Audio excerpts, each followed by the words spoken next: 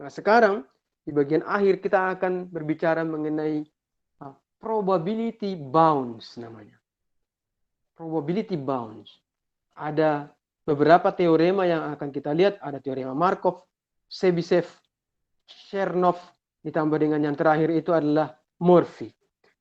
Keempat teorema ini pada akhirnya berbicara mengenai probability bound, batas-batas probabilitas. Jadi kalau kita hanya mengetahui informasi tertentu tentang suatu variabel random, apakah kita bisa menyimpulkan batas-batas probabilitasnya? Itu sebetulnya yang dibicarakan di sini. Ya. Yang pertama mencoba mengidentifikasi ini adalah Markov. Jadi Markov itu memperhatikan bahwa varian itu memberikan kita perkiraan kasar tentang berapa banyak suatu variabel random menyimpang dari rata-ratanya. Itu yang disebut dengan varians. Ya, jadi deviasi, penyimpangan. Nah, tapi varians itu tidak mengatakan, tidak memberikan informasi ke kita berapa probabilitas bahwa penyimpangan itu melewati threshold tertentu. Dia hanya menyebutkan untuk kasus tertentu penyimpangannya seperti ini. Untuk kasus tertentu penyimpangannya seperti ini. Tapi tidak memberikan probabilitasnya, ya, probabilitas bahwa penyimpangan tertentu melewati threshold tertentu. Nah, jadi kemudian kita lihat, saya akan memberikan suatu contoh. Andai kan, IQ, jadi IQ manusia itu didefinisikan sedemikian rupa sehingga rata-ratanya itu memang 100. Jadi dibuat, jadi dia itu alat ukur yang dibuat sedemikian rupa sehingga rata-ratanya itu memang 100. Jadi kalau Anda memperoleh nilai 100 itu artinya Anda normal. Ya, Anda normal. Jadi artinya itulah nilai di tengah-tengah, selalu 100. Kalau itu saja yang kita ketahui, sebetulnya kita bisa menyimpulkan bahwa tidak mungkin, tidak ada caranya bahwa lebih banyak dari sepertiga populasi memiliki IQ 300. Nggak mungkin. Jadi batas atas dari banyaknya populasi yang memiliki IQ 300 itu mestilah sama dengan sepertiga. Hanya dengan mengetahui bagaimana bagaimana intuisinya. Intuisinya adalah, jadi kalau ini adalah sepertiga dan ini 300, kalau kita perhatikan 300 dikalikan dengan sepertiga itu sama dengan 100. Rata-rata itu harus kita keep. Rata-rata daripada IQ harus selalu 100. Oleh karena itu, yang di 2/3 lagi ini rata-ratanya ini mestilah 100. Artinya 2/3 dikalikan dengan 100.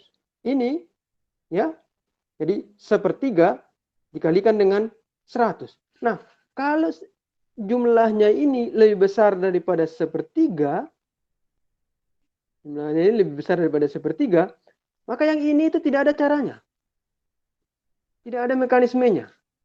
Kenapa? Karena kalau jumlahnya lebih besar daripada sepertiga, di ini saja 300 dikalikan dengan sepertiga, itu sebetulnya rata-ratanya sama dengan 100. Yang ini itu kita buat 0 semua. Lihat, kita buat 0 semua, itu nggak cukup. Haruslah negatif kita buat yang di sebelah kiri ini. Untuk mengimbangi, karena di sini lebih besar daripada sepertiga. Jadi oleh karena itu dengan memikirkan cara seperti itu saja kita sudah mengetahui sesuatu sebetulnya. Jadi kita sudah memiliki batasan probabilitas tertentu dengan informasi yang sangat sederhana. Itu yang ditangkap oleh Markov. Markov membuatnya menjadi suatu teorema. Teorema Markov menyebutkan seperti ini. Jika R adalah sebuah variabel random yang non negatif, itu saja. Kalau dia boleh negatif, IQ ternyata boleh negatif, ya nggak apa-apa. Kalau IQ-nya itu boleh negatif, tapi IQ itu kan mulai dari 100, mulai dari 0, di sini ada rata-ratanya 100, dan kemudian makin tinggi di sana. Nah, saya menyebutkan ada 300 di sini. Kalau 300 ini lebih besar daripada sepertiga daripada orang yang ada di muka bumi ini, maka yang lainnya itu kita kasih 0, karena nggak boleh negatif. Yang paling kecil adalah 0. Maka rata-ratanya nggak mungkin sepertiga, nggak mungkin sampai dengan 100. Ya, nggak mungkin sama dengan 100 karena dia lebih besar dari sepertiga. Dari 300 dikalikan dengan sesuatu yang lebih besar daripada sepertiga itu bukan 100. Jadi, kalau variabel randomnya itu non negatif, maka untuk semua X yang lebih besar daripada 0, coba perhatikan ini.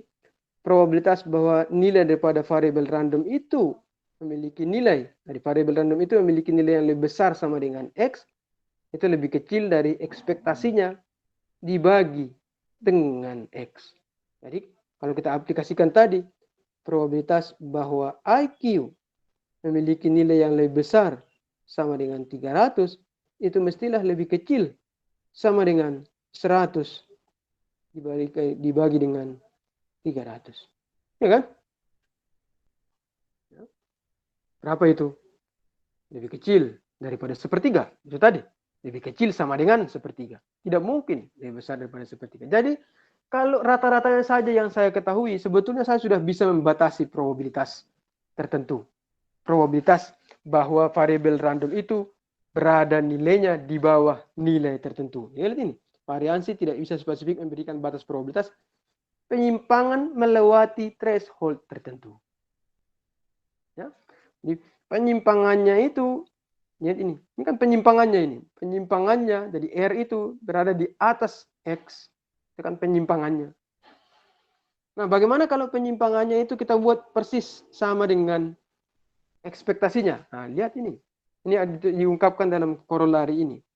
Jika R adalah sebuah variabel random non negatif, maka untuk C yang lebih besar daripada 1, jadi oleh karena itu kita bisa menanyakan berapakah probabilitas bahwa variabel random itu memiliki nilai yang lebih besar 2 kali lipat daripada rata-ratanya, 3 kali lipat daripada rata-ratanya, 1,5 kali lipat dibandingkan dengan rata-ratanya. Tapi tidak boleh sama dengan rata-ratanya. Jadi ini C itu haruslah lebih besar daripada 1.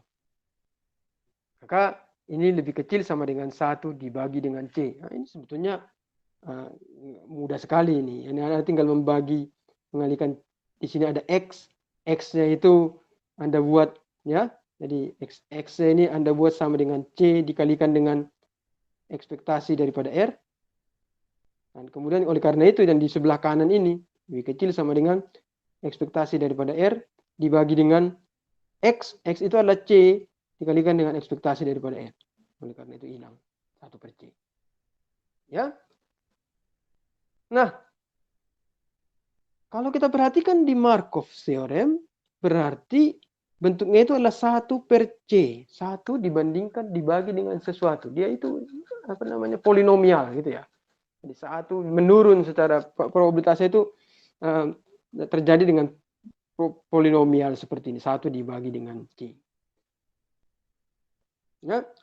Kemungkinan besar Anda berpikir, wah batasnya ini kan jelek sekali ini.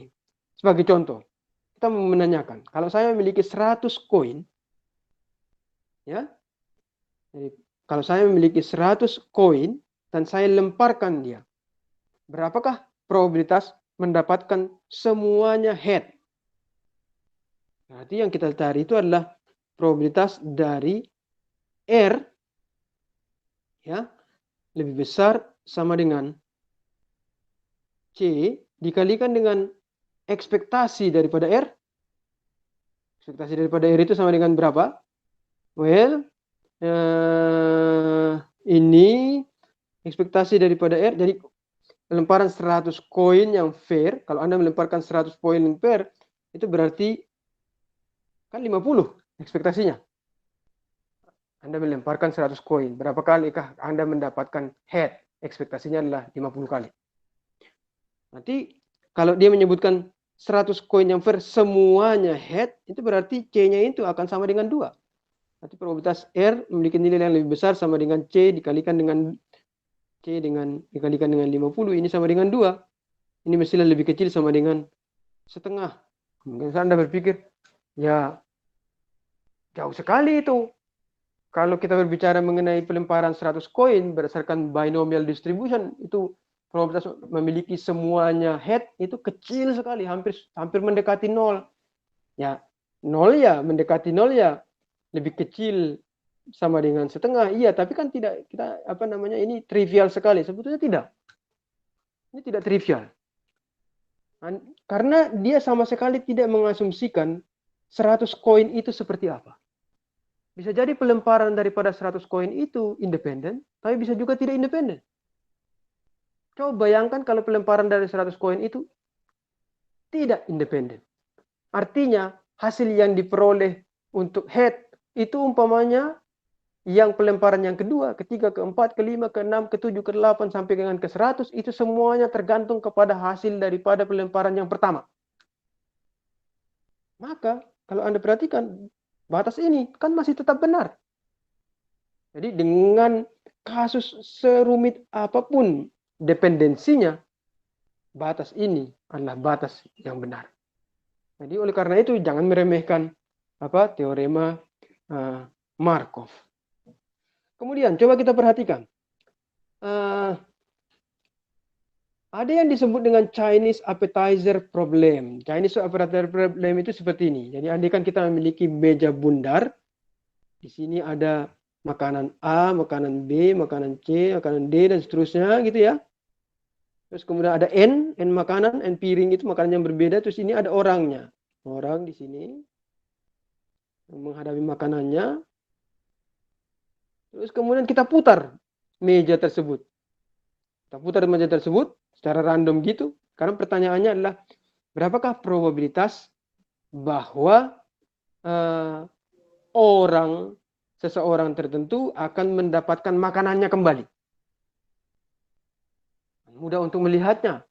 Probabilitas bahwa seseorang itu akan memiliki makanannya kembali itu adalah sama dengan 1/n, itu kan? Karena ada n makanan dan n orang. Terus kemudian mereka duduk sekarang, terus kemudian kita putar gitu secara random gitu, maka probabilitas bahwa dia akan memperoleh kembali makanannya itu sama dengan 1 dibagi dengan n. Ya, itu probabilitasnya. Pertanyaannya adalah berapakah ekspektasi? Ini Anda perhatikan ini. Ya. Berapakah ekspektasi daripada R? Ekspektasi daripada R adalah N dikalikan dengan 1/n. Itu sama dengan 1.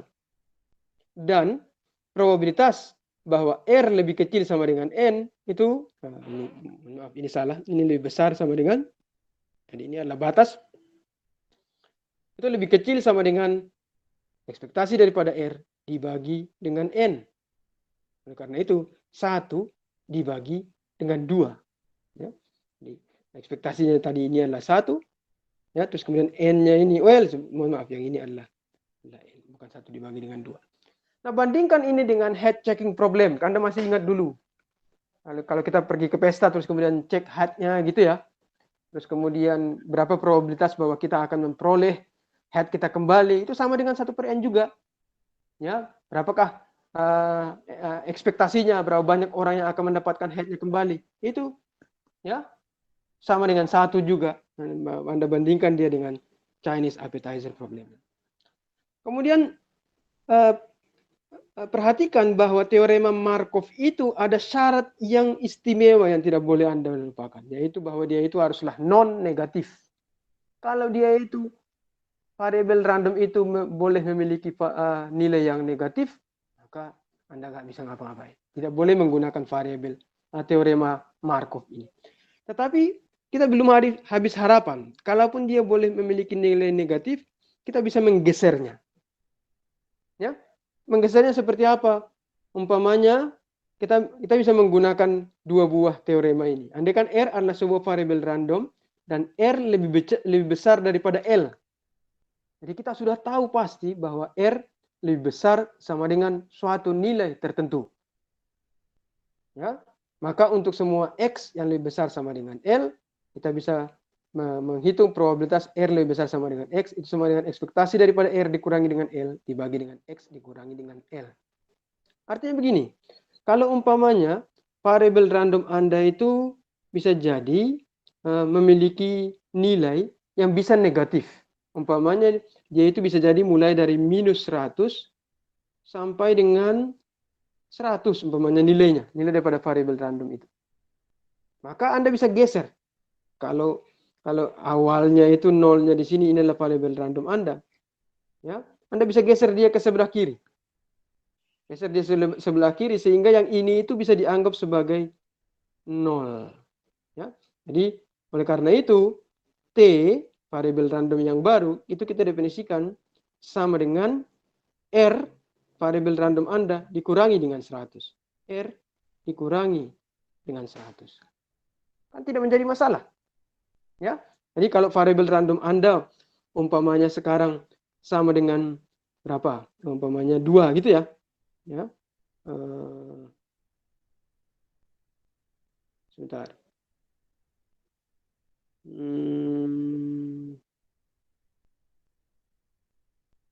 Ini kebalik. Jadi kalau variabel random Anda umpamanya di sini sama dengan 2, nah ini berarti R ditambah. Ini bukan R dikurangi. R ditambah dengan 100.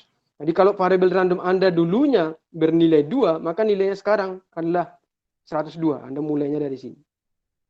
Ya. Kalau variabel random dulu, nanti yang digunakan di sini itu nilai yang ini. Ya. Jadi dengan demikian kalau variabel random Anda itu negatif, Anda bisa menggesernya. Menggesernya sehingga Anda memiliki variabel random yang baru, dan variabel random Anda yang baru itu memiliki nilai yang semuanya positif. Nah, kalau sekarang Anda menanyakan sesuatu sifat terhadap T ini, maka ia masih berlaku. Masih berlaku dengan menggunakan Markov theorem yang ada di sini, dan juga berlaku dengan menggunakan yang batas atas dan batas bawah ini. Oke, nah jadi batas atas dan batas bawah ini memungkinkan kita untuk mencari sesuatu kalau kita tahu batas atas variabel itu, variabel random itu, atau batas bawahnya. Di luar dari yang saya sebutkan tadi itu yang digunakan untuk menggeser. Sebagai contoh, andaikan rata-rata kelas pada midterm adalah 75 dari 100. Anda sudah tahu itu. Jadi tahu informasi itu. Oleh karena itu ekspektasinya adalah 75. Yang ditanyakan ke Anda adalah berapa banyakkah bagian dari kelas yang memperoleh nilai di atas 50. Berarti kan di atas 50. Jadi lower bound-nya seperti yang diperlihatkan di sini, ini L-nya itu sama dengan L-nya itu sama dengan 50. Jadi dengan demikian probabilitas bahwa R memiliki nilai yang lebih besar daripada 50 itu lebih kecil sama dengan 100 dikurangi dengan 75, itu ekspektasinya, ya. Jadi dikurangi dengan lower bound-nya dibagi dengan 100 dikurangi dengan 50. Ya. Jadi oleh karena itu 1 dibagi dengan 2. Nah, paling banyak oleh karena itu setengah kelas mendapatkan nilai 50 atau lebih rendah. Jadi kalau kita menyebutkan bahwa andaikan rata-rata kelas adalah midterm 75 dari 100, maka bagian kelas yang memperoleh nilai di bawah 50 itu tidak bisa lebih kecil daripada setengah. Jadi paling banyak setengah kelas mendapatkan nilai 50 atau lebih rendah.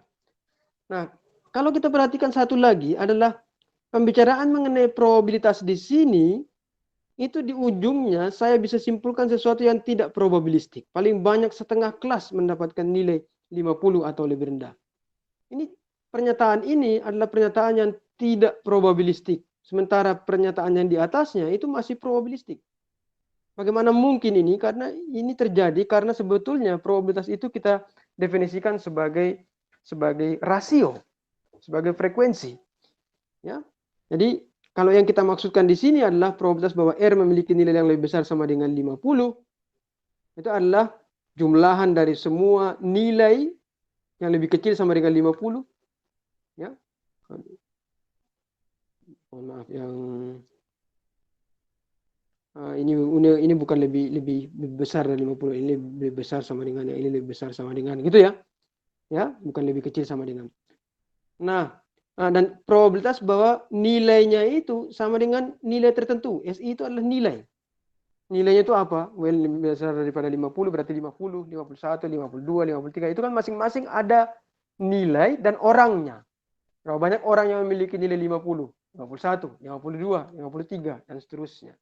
Dan ini adalah jumlah daripada siswa dengan nilai SI dibagi dengan keseluruhan siswanya. Jadi meskipun di atas kita berbicara mengenai probabilitas, kita bisa terjemahkan dia menjadi suatu fakta yang tidak lagi probabilistik. fakta yang non random.